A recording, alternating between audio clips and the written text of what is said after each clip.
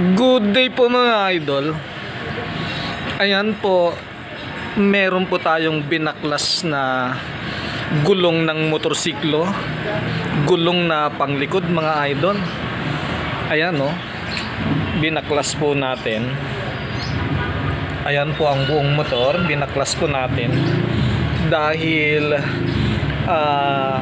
nayupi po ang side ng mugs ng motor na ng gulong na nito mga idol. Nayupi po ang gilid ng mugs ng gulong ng motor na ito. Kaya isasalang po natin siya sa ating mag wheel press machine.